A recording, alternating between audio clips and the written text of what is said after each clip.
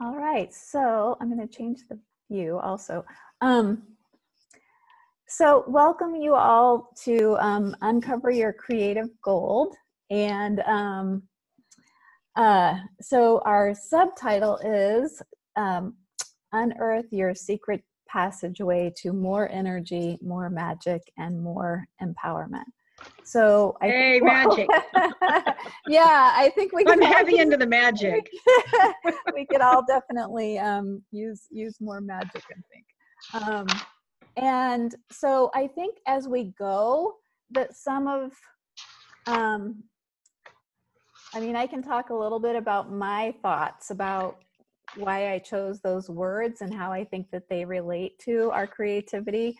But I'm mostly interested in the experience that you're going to have along the way and what comes up for you and how that shows up in your experience as we kind of go through this time together and just do this kind of conscious delving into our creative expression and our relationship with our natural creativity.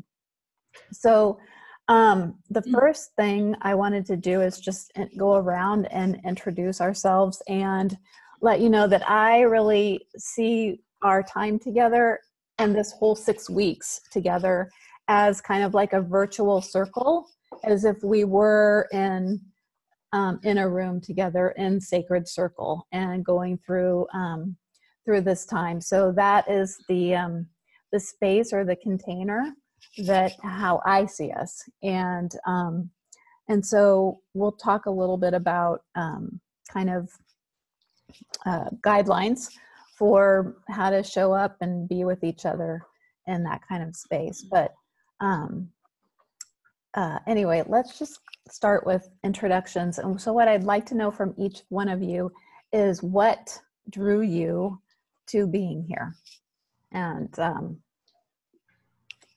I think that's it. Maybe add in, what is your greatest hope and what is your greatest fear as we embark on this journey? Okay, now that got hard. Well, and if you want to go around and just introduce names and why you're drawn to be here, and then maybe we go around again, we can think about that greatest hope, greatest fear. Yeah, I know. It's kind of an interesting. Sometimes they're the same thing. Mm-hmm. Yeah. So who wants to go first? Well, I can go first. All right, great. Okay. I'm Nancy Zurbuchen, and we've known each other a long time. Our paths have crossed many times when I used to live in Kansas City and be in the same business.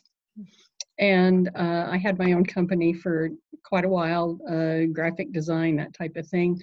I've gotten away from that a lot, and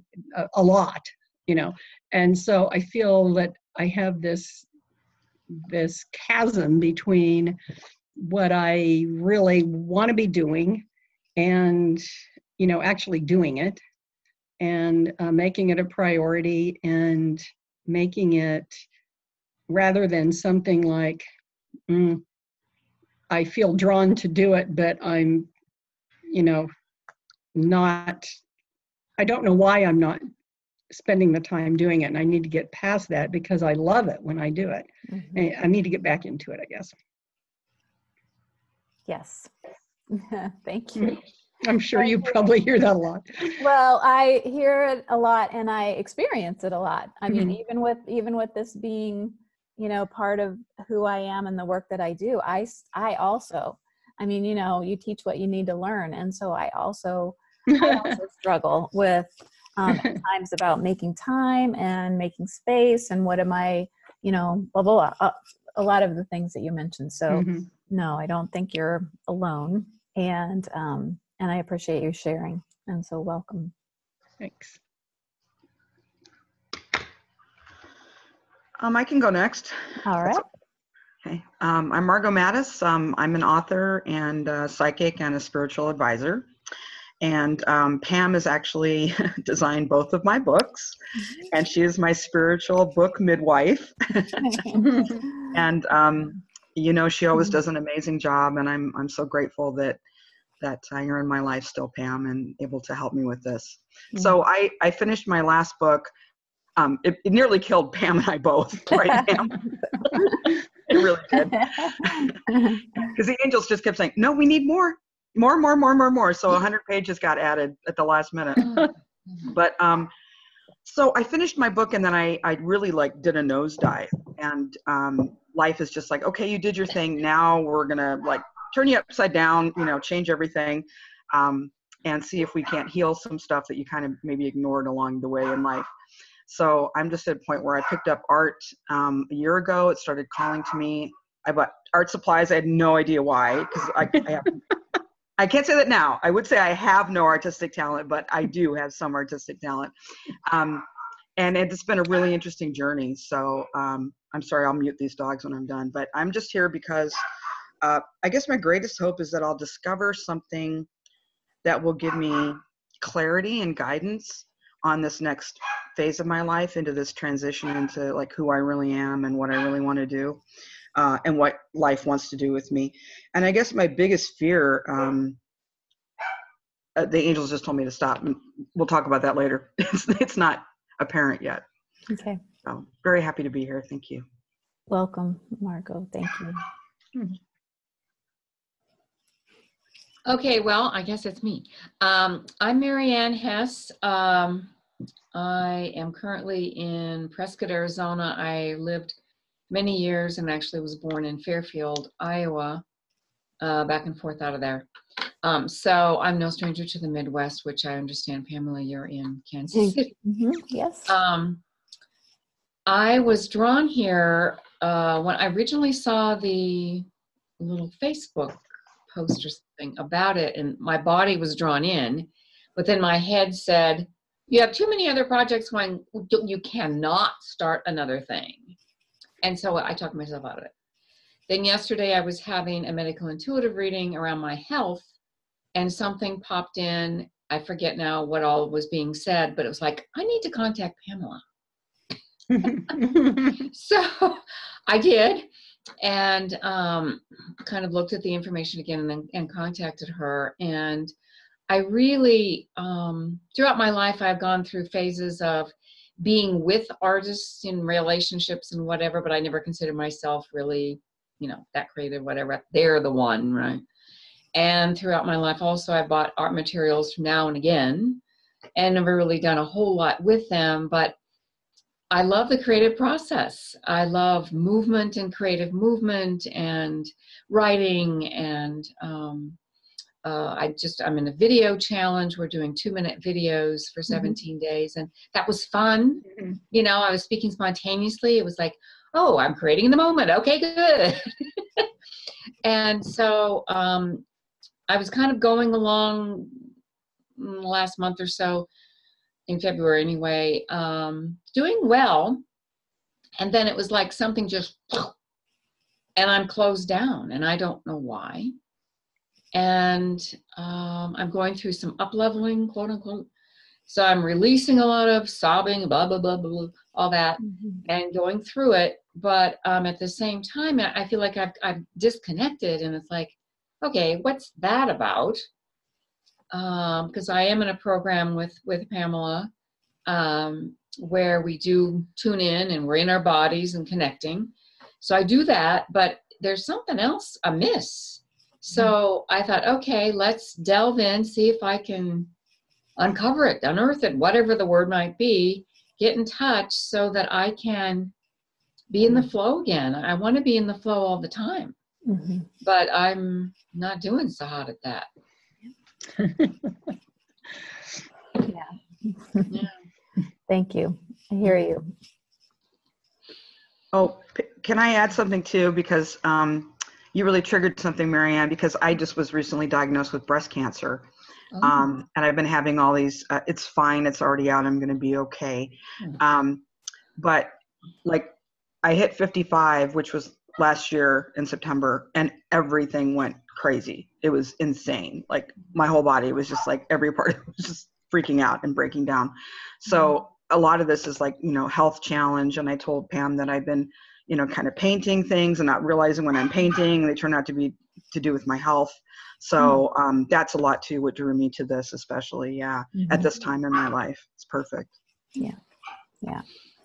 Yeah, I'm really, I'm also really interested in that exploration with you and for you, and seeing what happens there. So,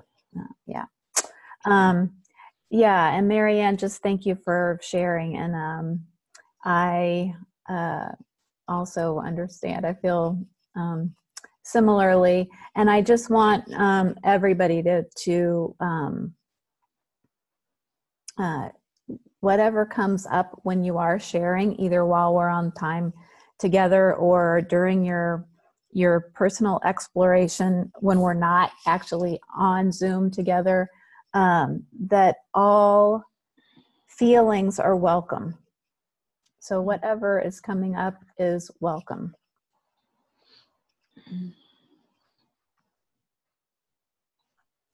So as you all, I know each one of you in different ways, but again, my name is Pam, and I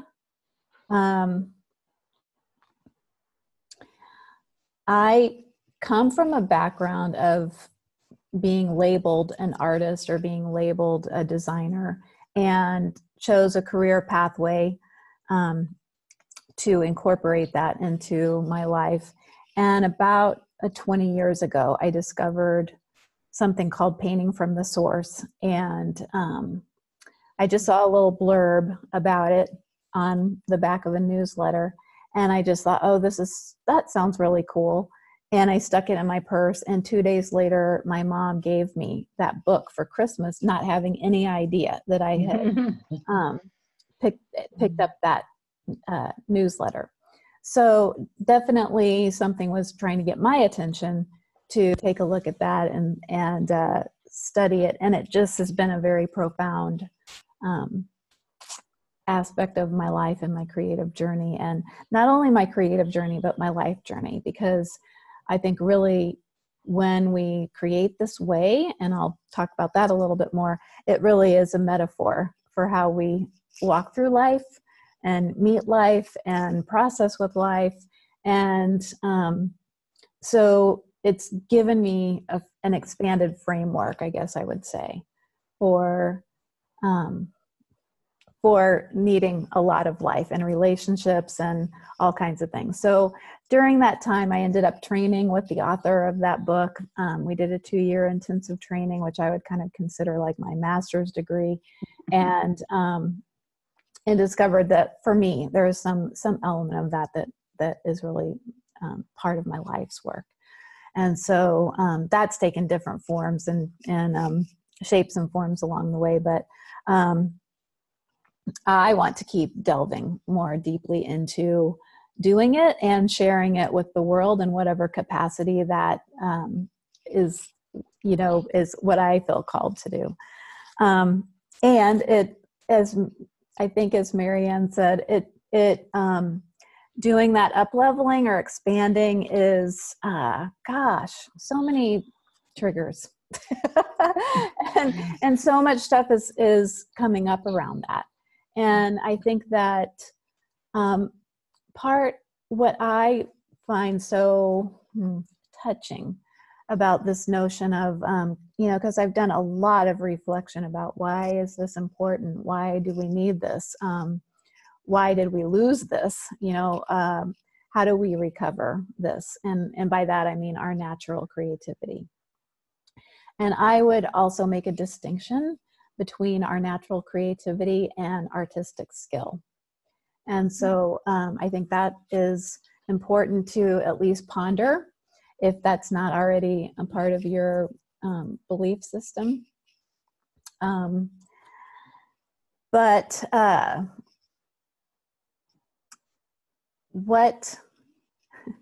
How it is, because I think when you're sitting down and just imagining writing or painting or drawing, and it's like there's something that is coming through you or something that is coming forth. And I think that at the heart of that, it's a way that we are expressing ourselves. And to the degree that that feels safe and comfortable, and we feel permission, if you will, or to the degree that we sort of shield it or keep it in or don't even let it come out. Mm-hmm. So that, and that dynamic is what I'm really very interested in. And so I think that when that creative expression or just that self-expression is coming into form in some way, that is part of our embodiment. That is part of our, you know, our soul self coming into humanity, coming into human form. And so that's what, that's a big piece for me of just what it means to be human. I mean, feels like that's what my whole life is about. What does that even mean? And how do I do that to Marianne and I were talking earlier and about that expression about not dying with the music still inside of you. And I think that the older I get, and maybe the older that we all get, that becomes more of something to consider. And what does that even mean to you? What does that even look like or feel like? So that's partially the reason for creating the course and offering it to the world. So I do want to talk a little bit about this idea of process creativity, because I think that is kind of the underpinning expression, if you will, for painting from the source. Or, I mean, that is a specific name of someone's process, but the type of way of working is about the process, not about the product, not about the end result. It's how are we present with every moment in the creative process? How are we, and how do we bring that? Let's say, oh, here comes Patty. Okay, good. I think, Patty, can you hear us? Me?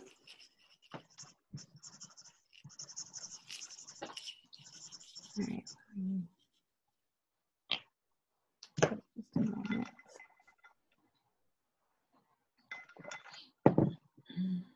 Oh, well, we'll see. She's trying. She's closer than she has been, it looks like.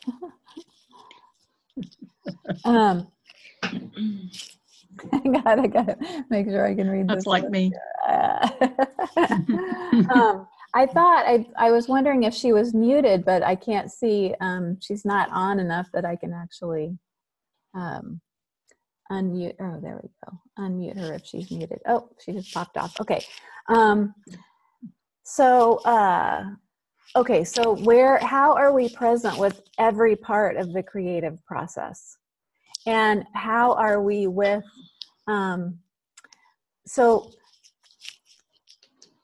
meaning even approaching the blank piece of paper as if not having an agenda other than I'm just going to begin and see what happens. It's a very different process than sketching out or gathering reference, let's say, and sketching out something and then painting that or drawing that or developing that more. And so this is much more emotion-centric, body-centric. You really want to even create, you're kind of striving to get into an altered state, if you will, so that you're more connected to source, to a field of potential or infinite possibility. And so some of what we're going to do over our 6 weeks is kind of go we're going to go slow, we're going to go step by step through the principles, what I would call guiding foundational principles to return to again and again and again, every time you pick up a pencil, every time you pick up a paintbrush, every time you really get up and dance even. If music is more your thing, and I mean, most of what I teach and work around, is visual, visual communication. So And I also will use the term painting in a very generic way. So I might even talk about being in your painting or being in your painting process, and you might not actually be painting. You might be drawing or collaging or doing something else. But the idea is that the governing principles are still the same. So,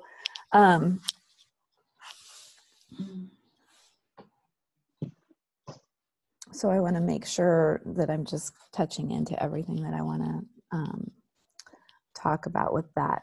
But just that, we are going to be almost solely focused on the process and not the end result.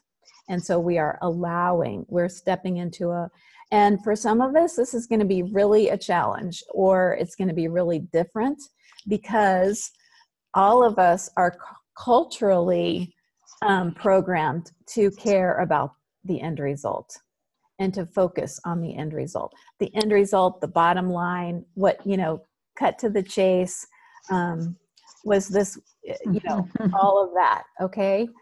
We just want to know productivity, okay? So this is, I would also, without going too far into sort of masculine, feminine essence of things, I would say that is primarily a more masculine, energetic. Let's focus on the product, focus on the end result, focus on productivity. And whereas a feminine approach is more organic. How do we make space for something to emerge from the inside out? And so this idea of making a sketch and filling it in is more product oriented. We set the end result goal, and then we make our map or our process to get there. And this is very much, we'd have no idea what the end result is going to be. We are surrendering to the process. We're allowing something to come forth rather than deciding what is going to come forth. Okay. So with that kind of as our baseline, or the way that we're going to approach things, I want to just start at least with some agreements that we make with each other and do a little bit of sort of housekeeping about how we're going to do our 6 weeks together. So our format is going to be that every Monday night for 7 straight Mondays. So that'll be 6 weeks of time, but tonight and the last night will be the bookends. And so that's going to be 7 total meetings. So we will meet here on Zoom at 7 p.m.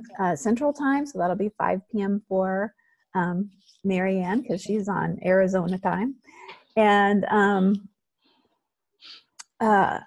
then, so I will give you, we have something that we're going to talk about, and then I will give you kind of a prompt for that week. And then that'll be your kind of homework or holy work. And how you're going to do that is up to you. So because you also have to look at your life and your schedule and kind of decide, and also what is your kind of goal or intention about the 6 weeks. And so if having a more dedicated practice is part of your desire, then maybe it's about making little bits of time more often during the week to engage. If you want to explore having a deeper experience in one single session, then you might, and I'm talking about just with you and your creating, you might set aside an afternoon, on the weekend or something like that, and just block out 2 or 3 or 4 hours and do something. So, and you may try both or do a mix of both, but how that will be something that's going to be a little bit ongoing through our time together is, how are you making space for this in your life?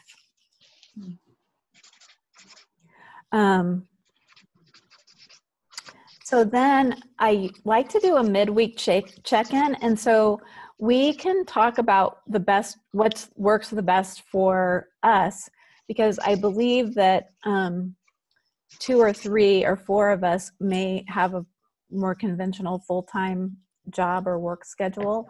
So I cannot do another evening during the week to do a check-in, a midweek check-in. And so what we may do is that if you guys have questions, like something, I just like to check in, like, how's it going so far? What's going on? What's coming up? Do you have questions? Are you struggling with something? Anything like that. And so that I could address that kind of midweek. So what we might do is if you want to let me know via some other, email or post something in our Facebook group, then I can respond to that.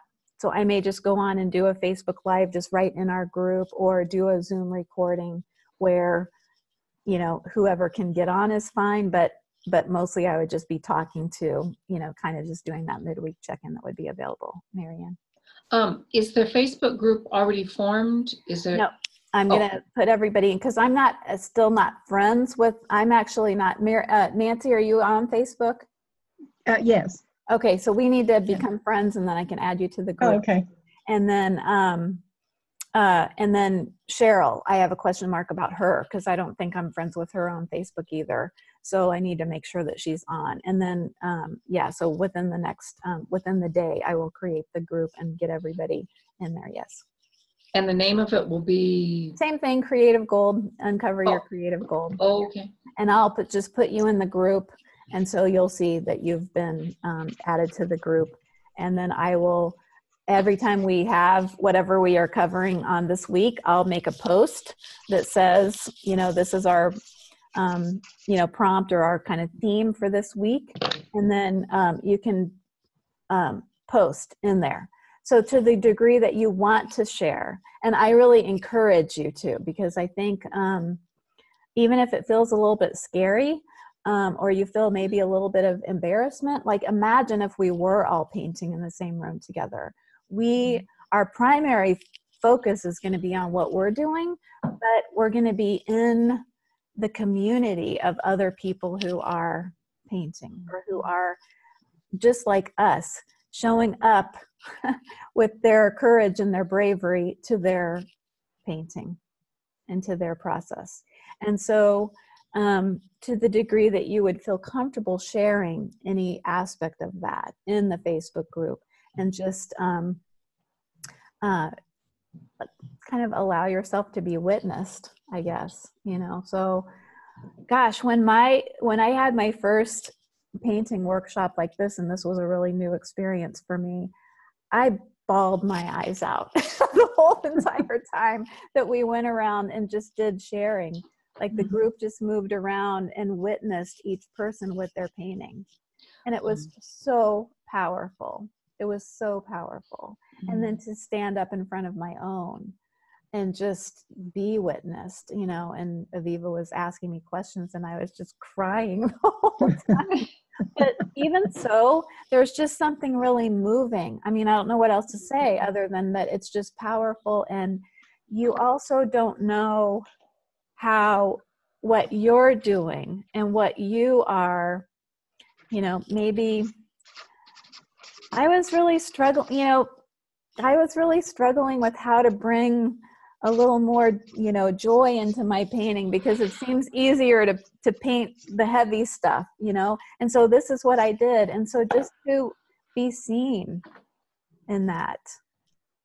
And so part of that kind of leads me into how, so one agreement that I would like us all to make is that whatever is shared, either on our Zoom calls or in the Facebook group, that it stays there. Like, you are welcome to share anything about your own personal process outside of the group, but nothing about what anybody else shared.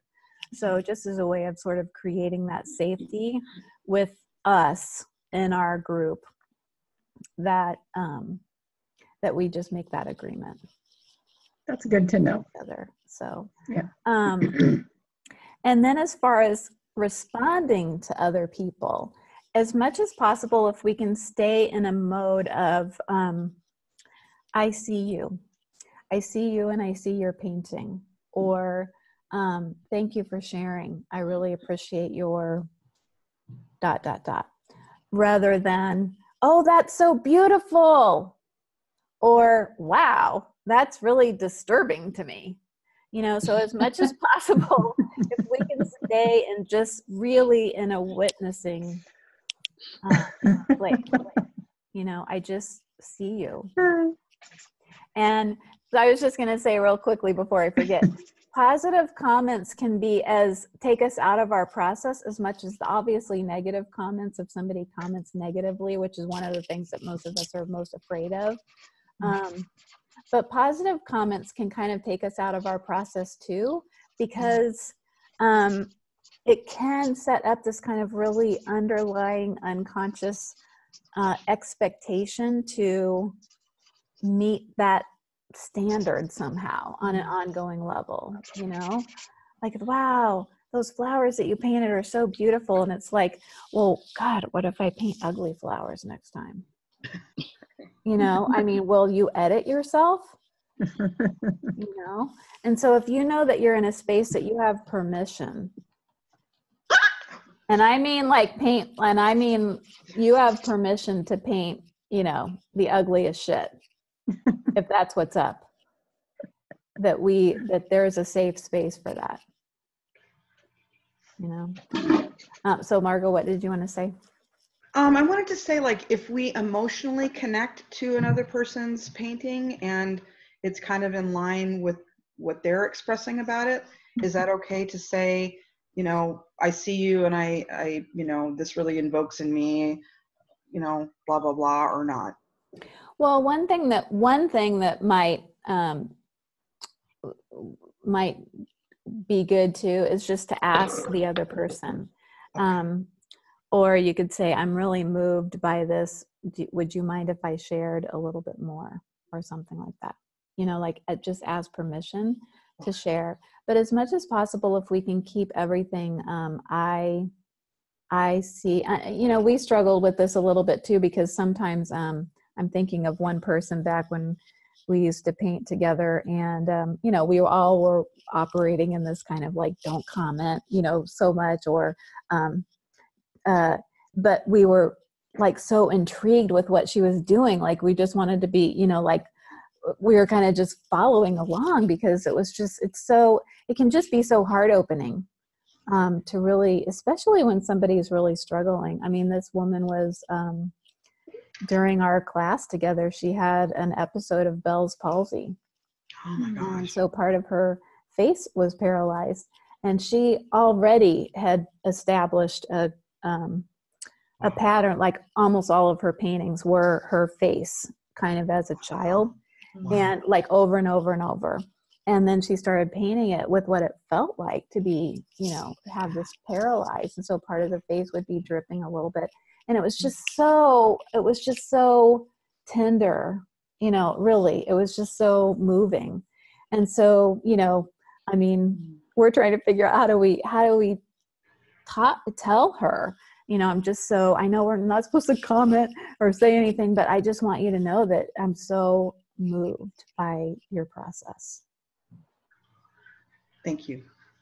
Yeah.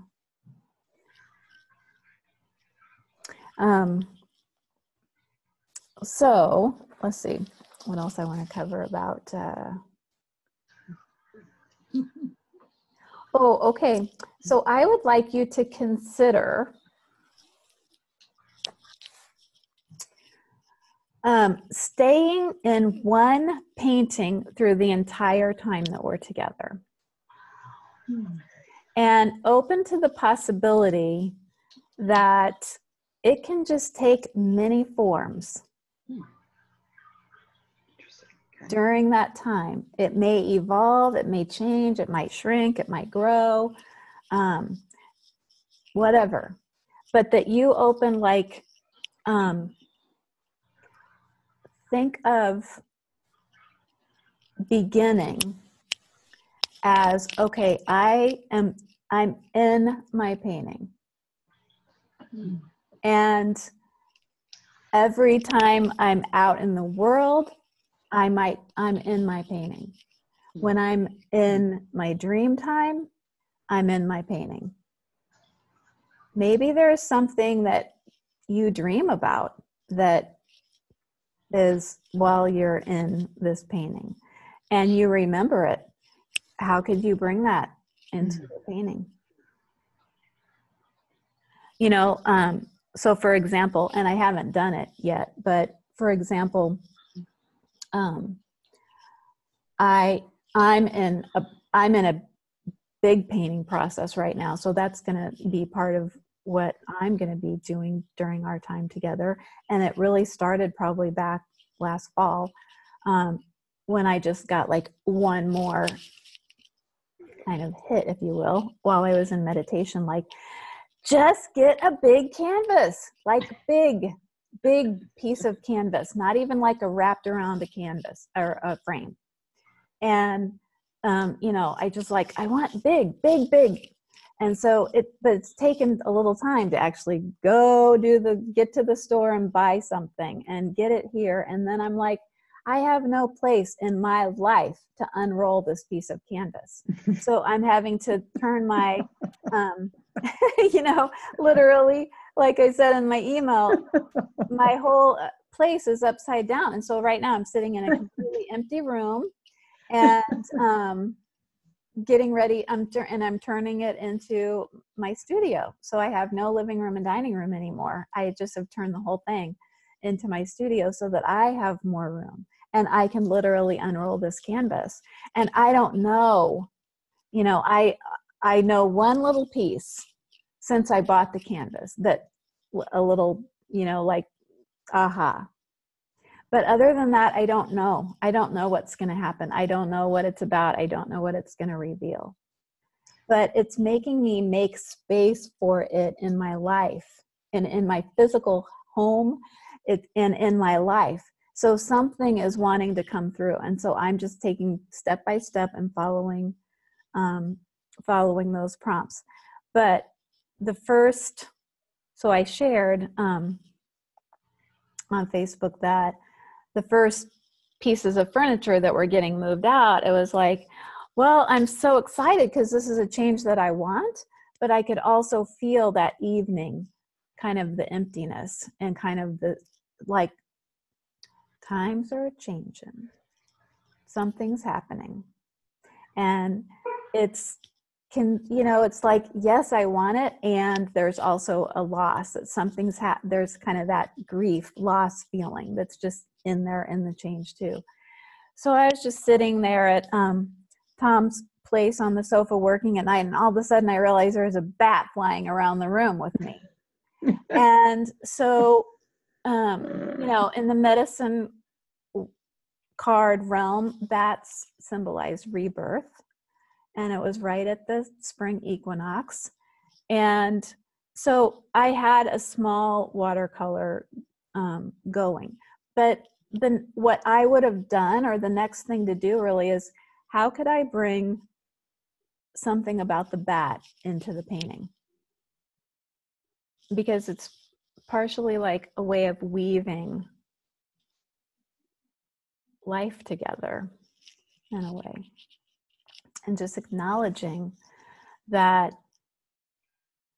I believe source or spirit or some unseen realm was talking to me. And so I acknowledge that, and then I give it to the painting somehow. It doesn't necessarily even have to be a picture of a bat. It could be maybe something black. It could be that sort of scallop quality of the wings. It could be something else that I feel. It could be something about rebirth. I don't know what, you know, but that is a little piece for me of where the magic is in creative process, because in creating this way, because all of a sudden it's like, oh, like there's this whole connection thing happening. And it's not just in the moments that I'm really literally at the paper. There's a bigger weaving that's happening. And that is where I think you'll find the magic, the mystery, the connection.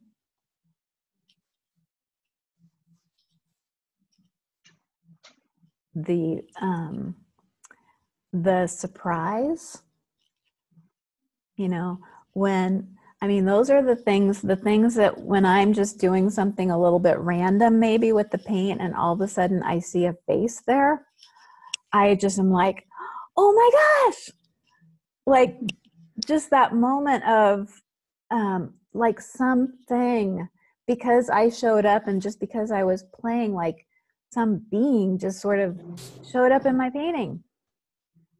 And there's just something really magical about that. If I can approach that as, wow, who are you? And what are you doing in my painting?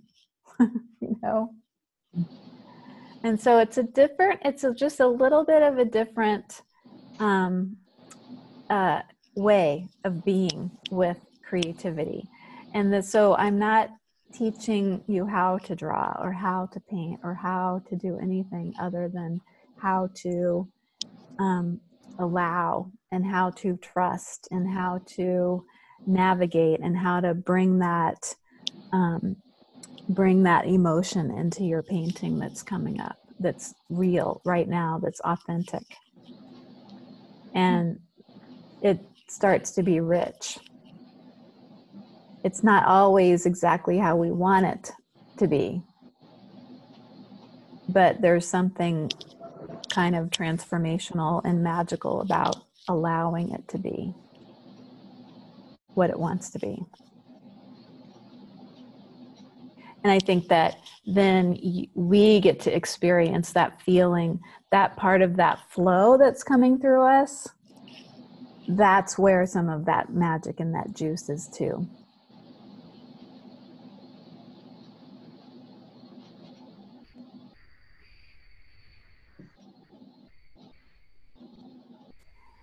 Any questions or comments?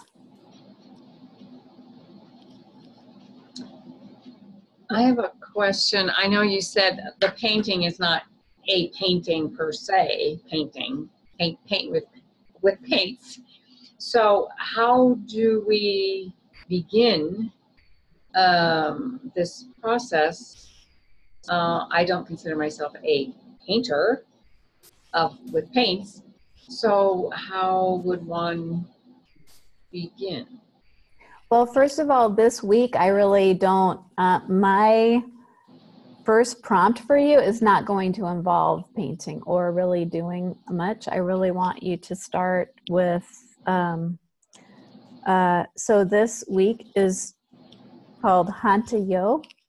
So Hanta Yo is a Lakota expression that means clear the way. So that's what I would like us to focus on this week. Yes, Margot? Could you spell that for us, please? Sure, it's 2 words, Hanta, and then YO.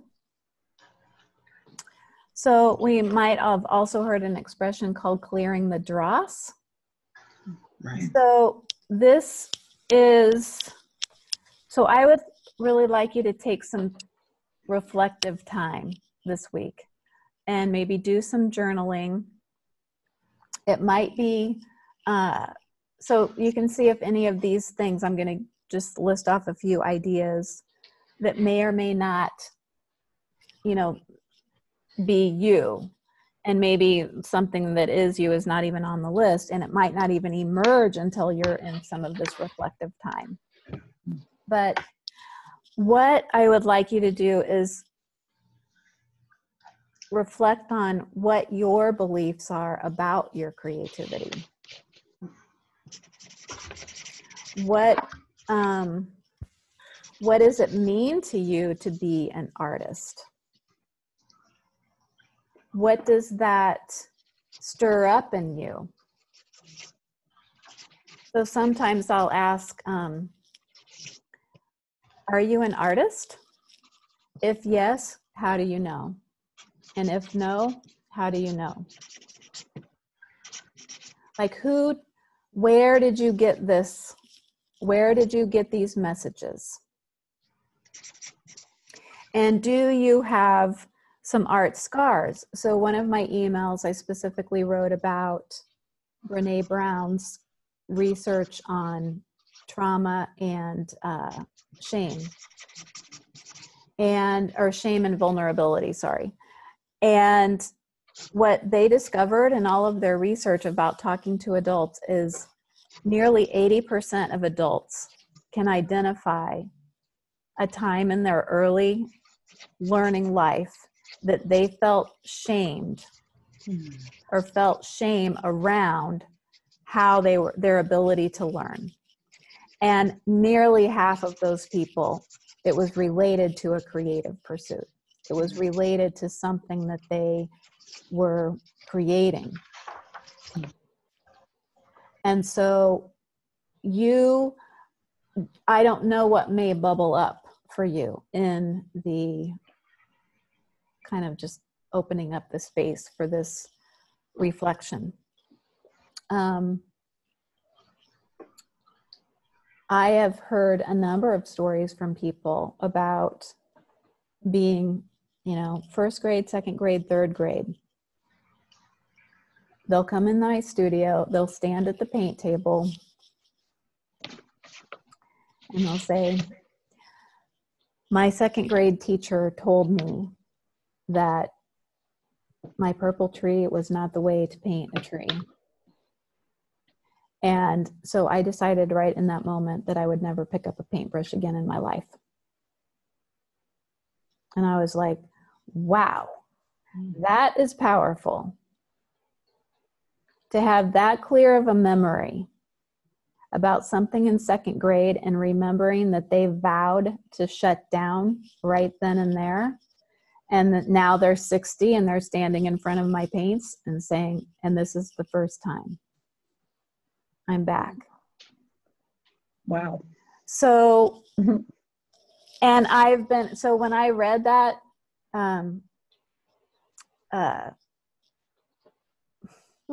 percentage in her work, it didn't surprise me. I mean, I have just heard like what I would consider horror stories that I cannot believe, and sometimes mostly perpetrated by the art teacher.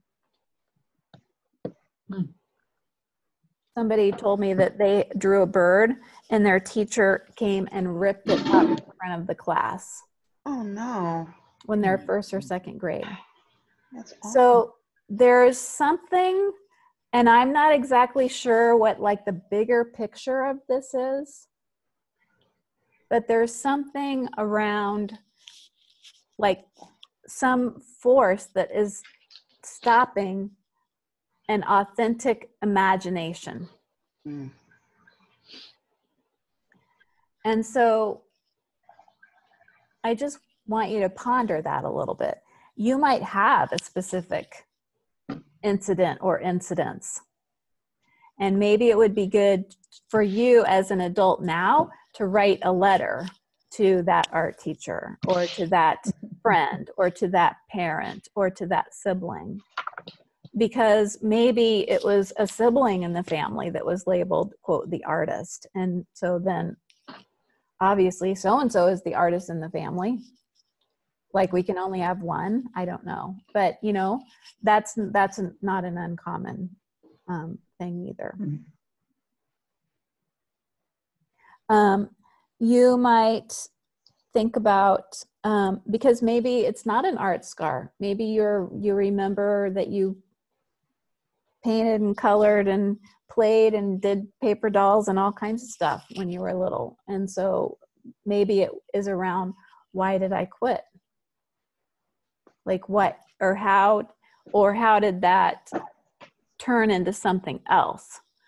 Like, did it get shut down or did it turn into something else?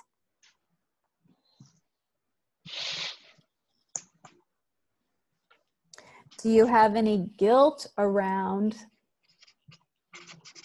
uncreated things? such as, I know I have more books inside of me. I know I have these blog posts that I was going to write that I never did. I had those great ideas that were poking me on the shoulder, and I just didn't sit down to write them. I know I had this idea to something, and I just didn't do it. And so maybe just with your most gentle and compassionate self, ask if there's what's going on and what could just be released in a bigger picture desire to clear the way. Like, I'm going to acknowledge and bless this and release it. And also keep into the possibility. So you might want to create some sort of a ritual around that. If you want to do like a burn, let's say you want to write down or scribble out your frustrations. You know, you might get in touch with some anger, which is completely appropriate if you do. And it might be anger directed at someone else, and it might be anger directed at you. Guilt, shame, anger, resentment. And so if it's anything in that nature and it's coming out. So, you know, the other day I was doing something and I was so frustrated, so mad. So, I mean, I was trying all the stuff that I know how to do. I was tapping, I was trying to send it down into my womb space and make up space for it and go into it. And I was just completely like beside myself, angry and upset and frustrated and mad at the computer, and it was taking so long. And it was just like, it's like, let me push your button, but let me like stretch it out and make it really excruciating. You know, that's kind of how I felt. So I just got out. Thankfully, I had some colored pens nearby. So I got out my brown because, of course, shit. And I just wrote down like expletives all over it, just so that it was just nothing but, looked like nothing but, you know, mad scribbles by the time I was done, just to get something out. And I have since burned that piece of paper, but I could also have used that. I mean, that could go into, you know, some of the clearing the dross and clearing the way. We could think about turning into compost, and that could become something that begins, that we put the compost into the new process somehow, you know, I would just call that a sacred compost. So those, if you did, for instance, burn something, save the ashes. Just don't, whatever you do starting now, just don't like save everything in some form. So if you take it and write it and then shred it or burn it or whatever, just keep that stuff just in case, because it may get woven in at some point.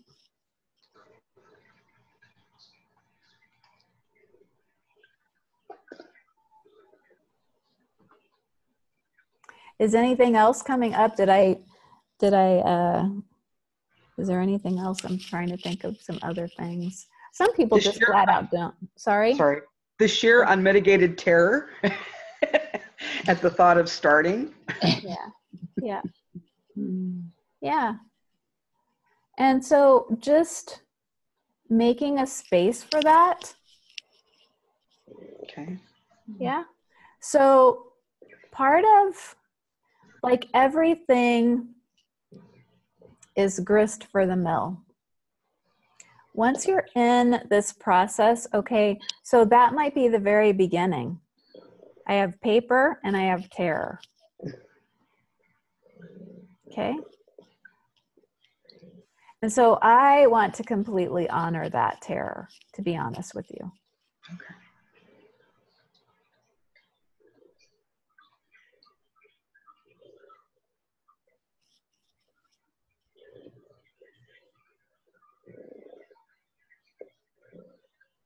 And just think about the possibility if we can be compassionate, become compassionate with that part of us that feels the terror in front of a blank piece of paper, then we might be able to be compassionate with the terror that we might feel about having a conversation that we don't really want to have. Like, what about the metaphorical blank piece of paper in our lives? And there's something about the bringing you out, because you've got this blank piece of paper that you are going to come out onto somehow. And that is part of you expressing yourself. And so there is a terror.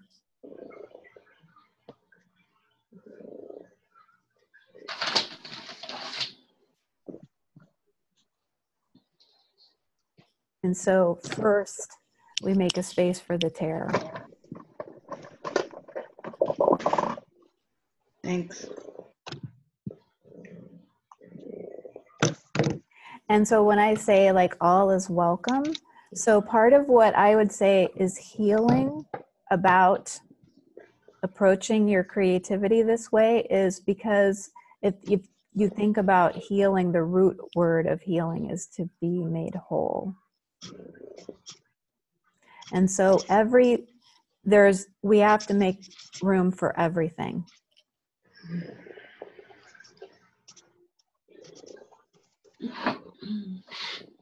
Because the beautiful flowers that you painted are the flowers that you found out look a little bit like the X-ray and the terror. They're both here. They're both a part of you.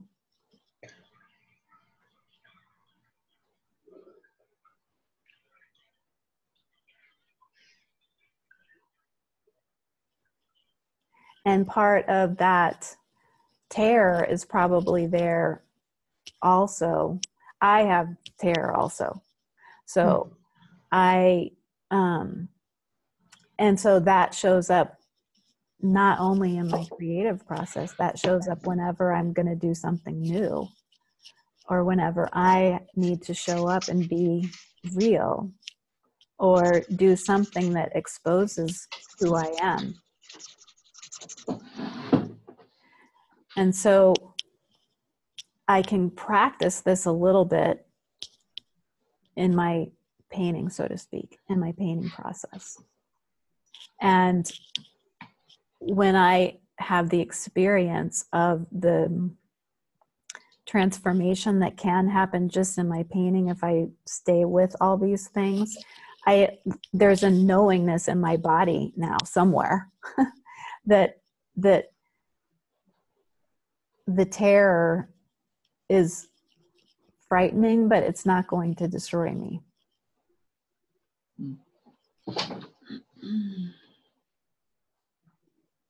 Thanks. So in a way, terror is the beginning. It can be, I think, for a lot of people. There's totally a freeze. Yeah. And so it just might be good to just sit with that feeling a little bit of, and maybe just let terror write a letter, or let terror do some doodling. What do you need, or start to have a conversation with it. What do you want from me? What do you need from me? And if your soul and be open to whatever comes up, because the sole job may just be to keep you protected and keep you stuck. And then we might have to have a little negotiation about that. But I would just say for the moment in the beginning, just be with the terror.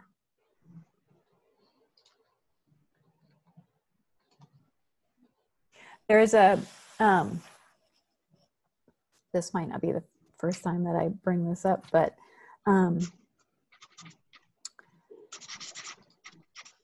there's a tribe, this is a few years ago that I was reading about this, called the Senoi, Senoi, I believe. They're an indigenous tribe. I forget where they're located, but their culture definitely honors the dream time more, let's say, than we do. So it's a practice that every morning when they wake up, the family around the breakfast table is, what did you dream last night? And so, look, they start teaching the children at an early age, this idea about having a dream and you're being a nightmare and you're being chased by a monster. And so you're running away from it. And so they teach the children how to become a little more lucid in the dream, but to stop and turn around and face that monster, that thing, and say, who are you? And what gift do you have for me?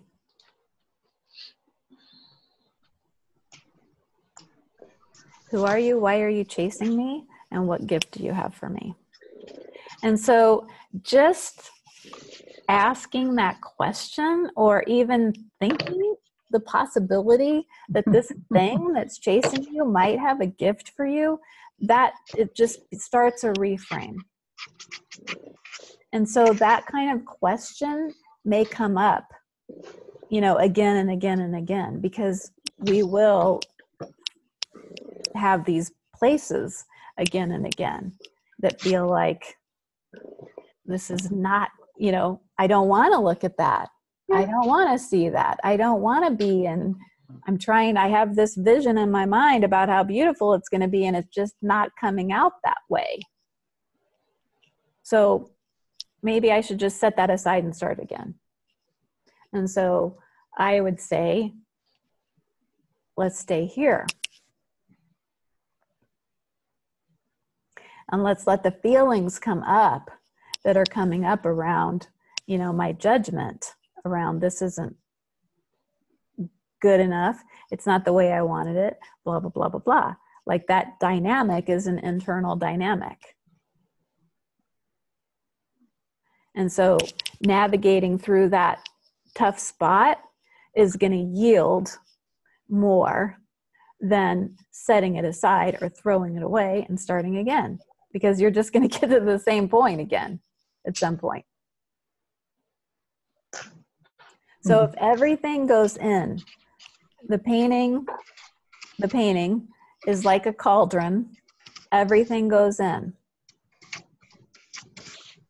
Maybe you're on a walk and you're thinking blah, blah, blah, and this, I don't know. You just notice this rock that just gets your attention, or these flowers are just plentiful, and maybe it's as simple as that. How do I come back and put that, it's like somehow it got my attention. Something was talking to me. How could I put that in my painting? Sometimes you might have a dream and you might remember it. I mean, I don't always remember my dreams, but if I'm in a painting and I do remember my dreams, I will think about, is there something there that I could bring into the painting? And if so, how? Because it doesn't have to be, that how is limitless possibilities.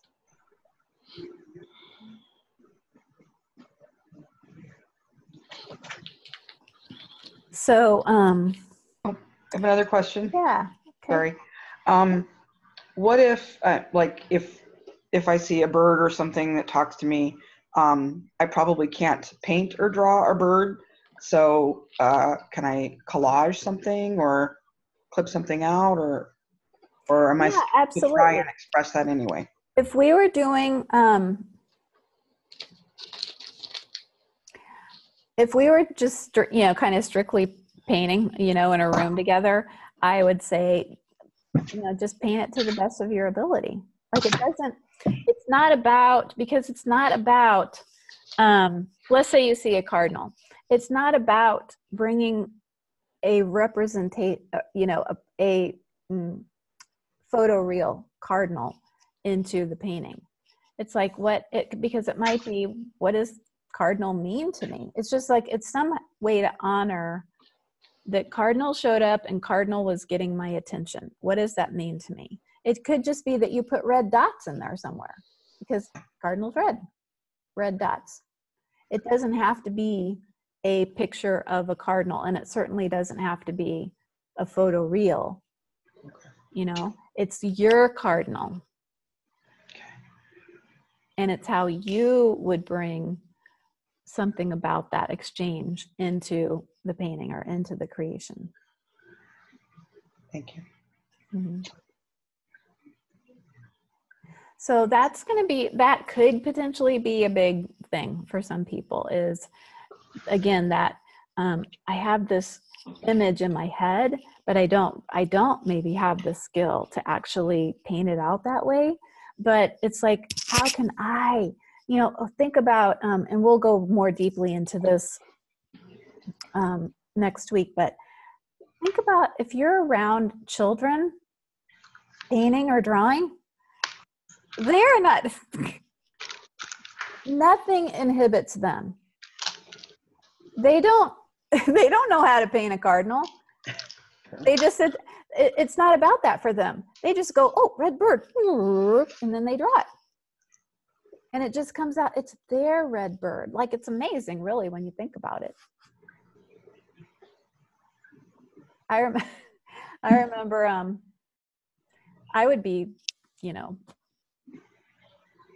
drop jaw awed by my daughter sometimes when she was little, because so this was back when I was painting flowers a lot, and I was painting lilies. So I would go to the flower store and buy some cut flowers just to have reference, and I would sit around and sketch them and all kinds of stuff to maybe do a series of paintings around that.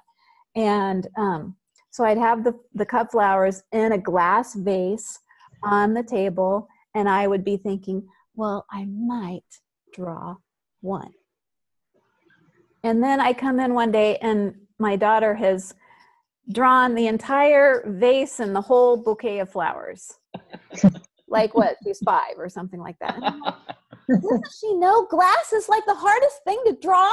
I mean, and it's like, no, she doesn't. She doesn't have that in her head yet. She just sat down and drew it. And like, you can tell, glass vase flowers. So I think if we can sort of return to that, or bring that in a little bit to our own, and just acknowledge, like, wow, man, we're just so hard on ourselves. And honestly, in a way that children that's just not in their, it's not in their cosmology yet.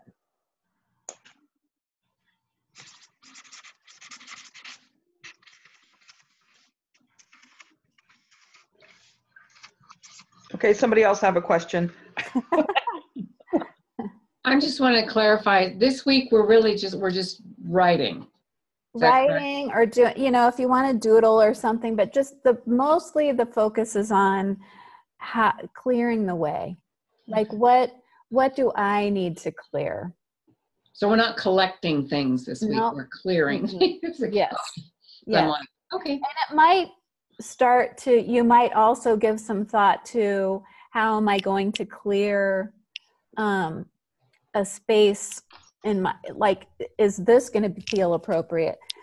Do I want to clear a space in my house to devote to this for a little bit of time? You know, what, if I do, like, let's say you do want to get some paints out, or you do want to get some watercolors or something, or some chalks or something like that at some point, where, like, is there a space in your world for that? So that might be another clear the way. What can I clear in my schedule? Is there anything that needs to happen in my schedule to clear the way?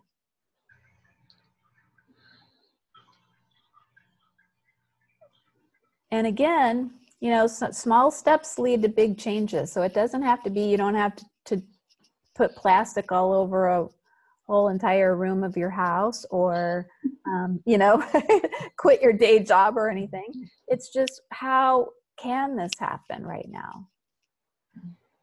Because for most of us, I would say part of the reason we're here is because it's not in our life enough now.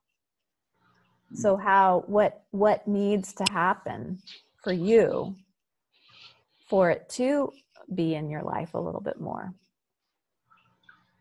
And what we're going to be working on all throughout is internal space and external space.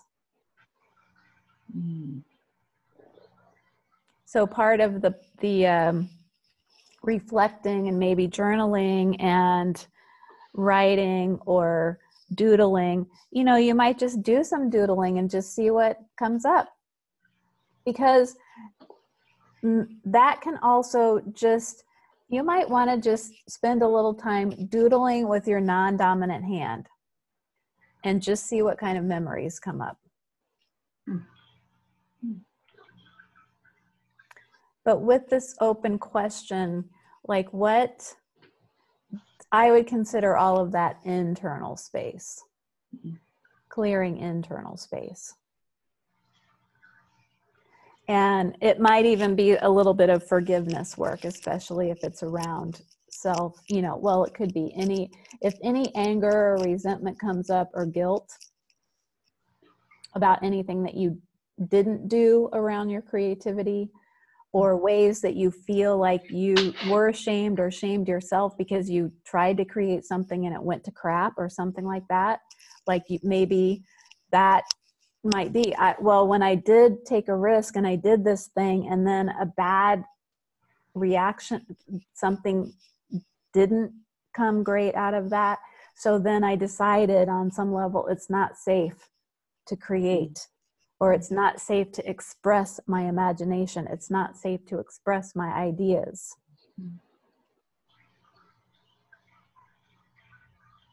And so just to making a space inside yourself for some of that to bubble up.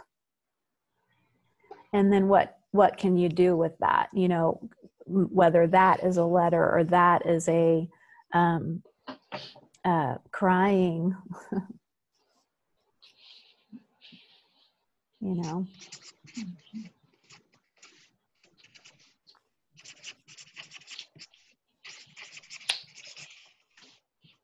We have Raphael, the healing cat, in our circle with us. All right, Raphael.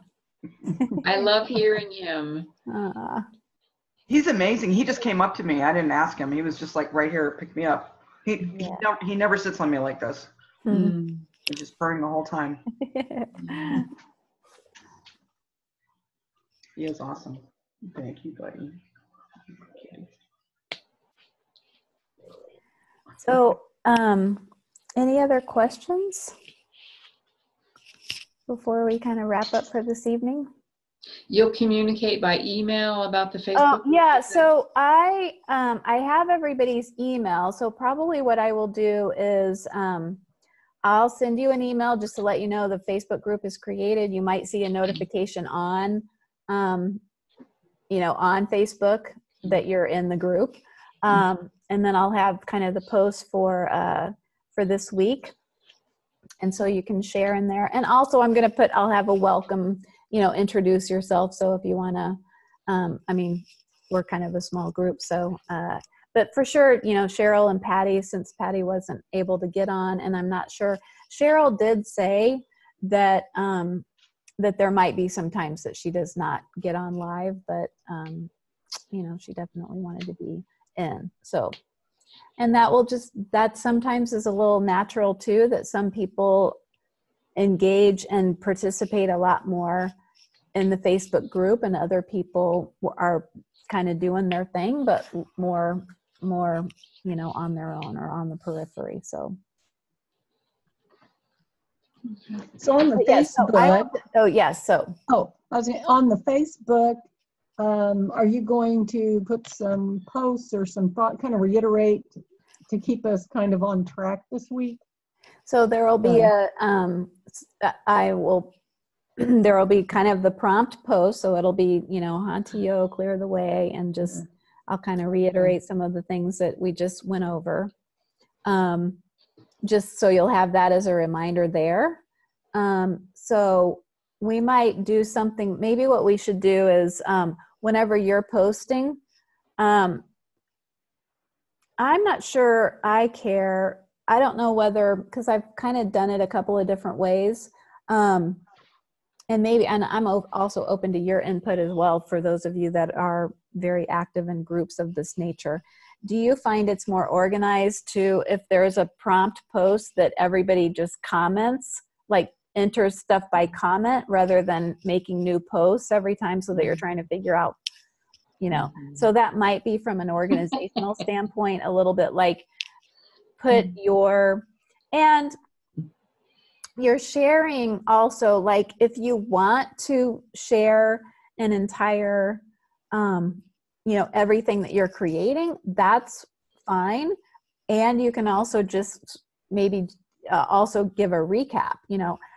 This came up for me, and so I did this and this, and I was really aware. So you might describe the process instead of sharing everything that you created. It's kind of just depends on what you feel the most comfortable with. Okay. But I can just make that as part of the way that we're going to do the group, is that everything, like that week's prompt, so anything that you're putting in about that goes as a comment under that particular prompt. And then you could also just sort of hashtag, hashtag Hantio or something like that, just so that we know it's kind of week 1.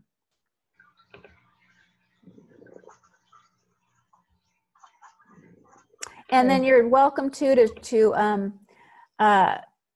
and I'm also fine if there's other things that don't necessarily fit in there, but you want to share, that I just noticed this week, blah, blah, blah. That could just be a new post whatsoever. That's just, that's totally fine. And again, since we are a small group, I don't see it getting out of hand with being too disorganized or chaotic in there with the content. Right. The first time Rafi's ever talked to me, I'm a psychic, and he never talks to me. He's talking his head off now. Wow. So thank you. Saying anything good for us that we need to hear? Incredible. Thank you. Thank you, Pam. Yeah. He never looks at me like that. I mean, he's a loving guy, but that was like a really direct gaze. Did you guys see that? I just saw you kind of communing with him. No, he's like looking right at me. Hey.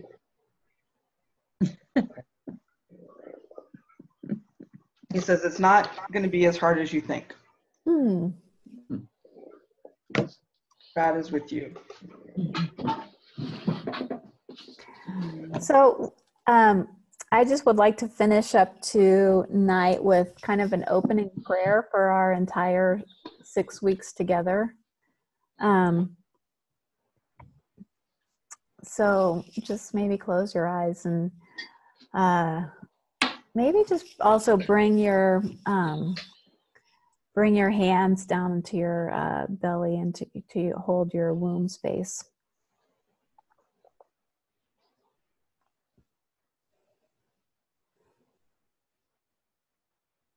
And this is before I get started. This is a Art of Feminine Presence practice, but maybe just this week also ask yourself, consider this the home of your creative power. And just bring your awareness to your womb space. And maybe many, many times each day, just say, am I home?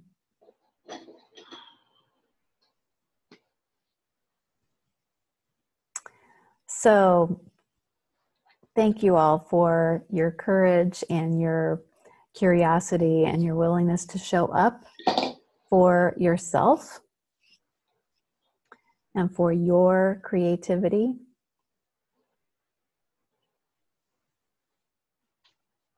And I just invoke the spirit of creative flow and that which has always existed and always will.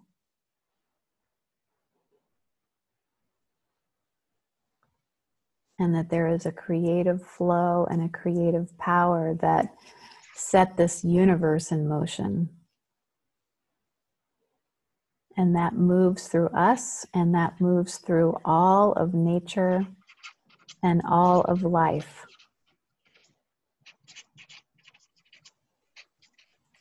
And deep in our bones, we know how to do this.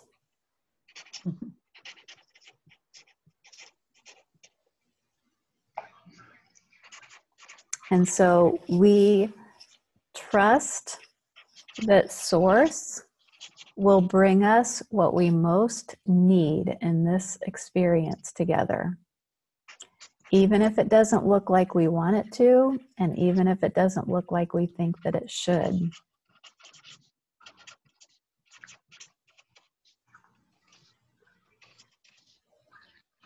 And again, we become present, we come home, and we acknowledge whatever authentic experience we are having.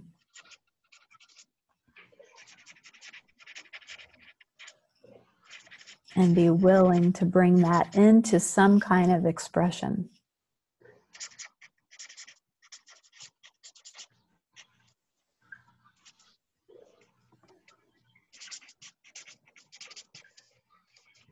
And so if any of you would like to just add anything in, feel free.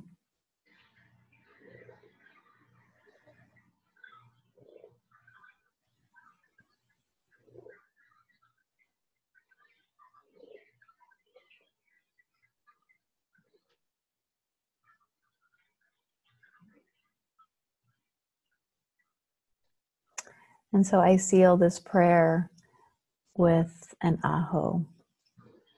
And thank you.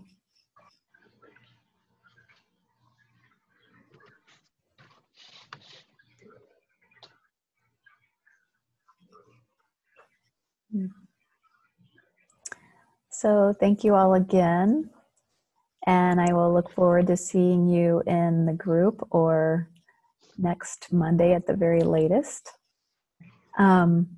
I'll send out an email reminder with the link every Monday afternoon, just so that it's kind of fresh in your email feed. And then I'll probably also post it in the Facebook group, just so that depending on what your most preferred method of communication, it'll be there for you.